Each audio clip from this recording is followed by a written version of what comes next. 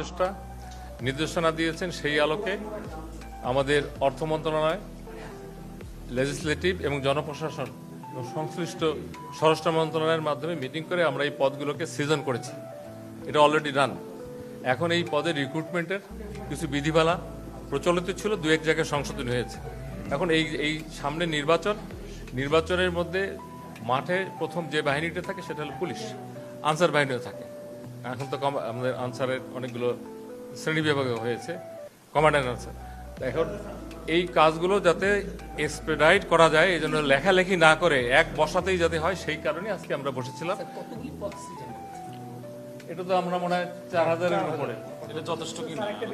আমরা এটা হলো অফিসার, এএসআই সিপাহীর পদে যখন যেটা দরকার সেইভাবেই তারা পুলিশ বাহিনীর রিকুইজিশন দিচ্ছে এবং তাদের ট্রেনিং এর একটা ক্যাপাসিটি আছে। পুলিশ তো শুধু নিয়োগ করলেই হবে না, পুলিশের ট্রেনিং যেমন সারদাতে রাউন্ড দি ক্লক আমাদের অফিসারদের ট্রেনিং হচ্ছে, আর পুলিশের কিছু রিজনাল ট্রেনিং ইনস্টিটিউট আছে, লাইক রংপুর, আরো কয়েকটা জায়গায় বড় বড় ট্রেনিং ইনস্টিটিউট, সেই সমস্ত জায়গায় 100% ট্রেনিং চলতেছে।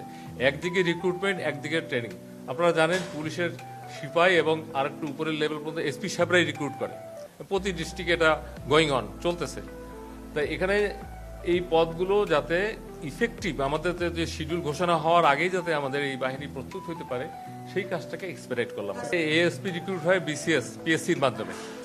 এরপরে বাকি পদগুলোই পুলিশের, এটাকে এক কথায় যদি বলি, আইনের ভাষায় যদি বলি, পুলিশ হেডকোয়ার্টার, পুলিশ হেডকোয়ার্টারের আন্ডারে, মানে যদি ডেজিগনেশনটাকে স্পিল আউট করি, আইজিপি পরে এবং মাঠ পর্যায়ে এসপি সাহেব পরে। এই দুইজন হলো রিক্রুটিং অথরিটি।